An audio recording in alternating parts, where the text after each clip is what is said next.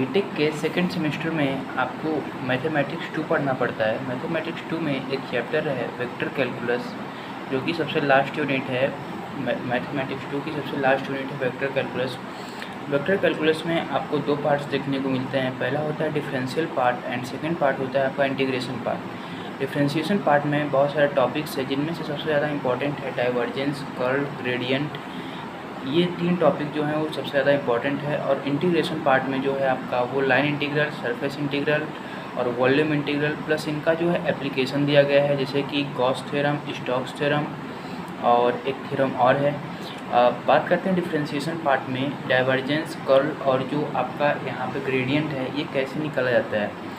Gradient के लिए जो फॉर्मूला होता है कि यदि मान लीजिए आपको कोई भी vector F vector is equal to something I cap plus something J cap plus something Z cap दिया गया है और बोला गया है कि आप उसका ग्रेडियंट निकालिए, gradient of F vector find करिए। तो gradient of F vector find करने के लिए आपको क्या करना है, एक फॉर्मूला अप्लाई करना है, डेल इंटू आपका वो जो है वेक्टर वो होता है, जो वेक्टर आपको गिवन रहेगा प्लस इंटू डेल। डेल की जो वैल्यू होती है वो वैल्यू होती है I cap into del by del X plus J cap into del upon del Y plus K cap del upon del Z into एक ब्रैकेट में प्लस डॉट प्रोडक्ट ऑफ जो गिवन वेक्टर आपको question में दिया गया है वो आपको वेक्टर, वो दोनों का आप जब डॉट प्रोडक्ट करते हो तो आपको एक वेक्टर क्वांटिटी मिलती है। वेक्टर क्वांटिटी को मिलने पर आपको जो है वो ग्रेडियंट फाइंड कर लेते हैं। इसी प्रकार आपका जो होता है वो डाइवर्जेंस निकलता है और कर्ल निकलता है।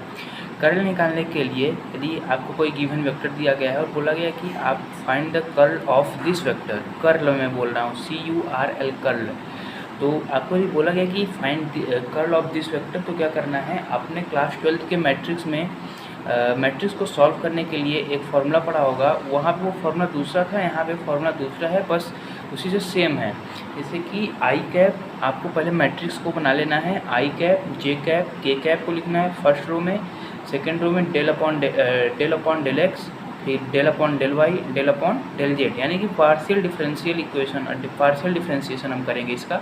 और प्लस जो आपको गिवन इक्वेशन में आई कैप का कोफिशिएंट दिया रहेगा, जे कैप का कोफिशिएंट दिया रहेगा, के कैप का कोफिशिएंट दिया रहेगा, आपको उसी के जस्ट नीचे उतार देना है। जैसे कि आई कैप, फिर उसके नीचे रहेगा del upon del X plus I cap का फिर जो कोफिशिएंट रहेगा उसके नीचे वो आपको इसका पूरा डिटर्मिनेंट ले लेना है। डिटर्मिनेंट या फिर मैट्रिक्स ले लेना है, यानी आप 2 डंडे लगा देंगे। इसके बाद आपको सिंपली डिटर्मिनेंट का जैसे आप उसको सॉल्व करते थे, आपको सिंपली वो फार्मूले यूज करने हैं और उस फार्मूले का यूज करके, जैसे कि आई कैप को अगर आपको लेना है तो आई कैप लेंगे प्लस इतना इतना क्रॉस कर देंगे, जो बीच में इतना बचेगा आपको उसको क्रॉस मल्टीप्लिकेशन करना है। क्रॉस मल्टीप्लिकेशन करने के बाद जो आएगा आपका वो ऐसे ही आंसर निकाल लेना है, आई कैप के लिए, जे कैप के लिए और के कैप के लिए। आई जे के कैप के लिए जो आप निकाल लेंगे, जो फाइनल में आंसर आएगा वो आपका फाइनल आंसर होगा curl of given vector in the question. अब कर्ल में एक कंडीशन बनती है कि कोई भी वेक्टर जो होता है वो एक वेक्टर होता है, इसमें एक सोलेनॉइडल वेक्टर की कंडीशन आती है और एक आपका इररोटेशनल वेक्टर की कंडीशन आती है। कोई भी वेक्टर इररोटेशनल वेक्टर कब होता है, इररोटेशनल वेक्टर की कंडीशन क्या होती है, आइए इसको समझ लेते हैं जल्दी से। यदि आपने किसी भी वेक्टर का कर्ल निकाला, यानी आपके क्वेश्चन में कोई भी वेक्टर दिया गया है और आपने उसका कर्ल वेक्टर निकाला, कर्ल वेक्टर निकालने के बाद कर्ल ऑफ गिवन वेक्टर आपने निकाला और अगर उसकी वैल्यू 0 हो गई तो वो जो गिवन क्या बोलते हैं, आपको गिवन वेक्टर दिया रहेगा, वो गिवन वेक्टर जो होगा वो इररोटेशनल होगा। इररोटेशनल की कंडीशन आपके कर्ल के अंदर आती है। यदि कर्ल आपने किसी भी वेक्टर का कर्ल निकाला है, कर्ल निकालने के बाद उसकी वैल्यू जो है वो 0 आ जाती है, तो वो वेक्टर जो होता है वो इररोटेशनल होता है। और यदि आपने किसी गिवन वेक्टर का डाइवर्जेंस निकाला है, तो अगर डाइवर्जेंस की वैल्यू जो है वो 0 आ गई है, तो डाइवर्जेंस की वैल्यू जब 0 आ जाती है तो वो गिवन वेक्टर जो होता है वो आपका सोलेनॉइडल वेक्टर होता है। तो ये तीनों कंडीशन होती हैं, ये 2 वेक्टर होते हैं इसके अंदर, और ये 3 ठो आपका मेथड होता है, डाइवर्जेंस, सेकेंड होता है आपका कर्ल एंड थर्ड होता है आपका ग्रेडियंट। और इसके अंदर भी 2 कंडीशन आती हैं। पहला था सोलेनॉइडल वेक्टर, जो कि आपका होता है रिलेटेड टू सोलेनॉइडल वेक्टर आपका डाइवर्जेंस रिलेटेड होता है, और जो कर्ल से रिलेटेड होता है वो आपका इररोटेशनल वेक्टर होता है।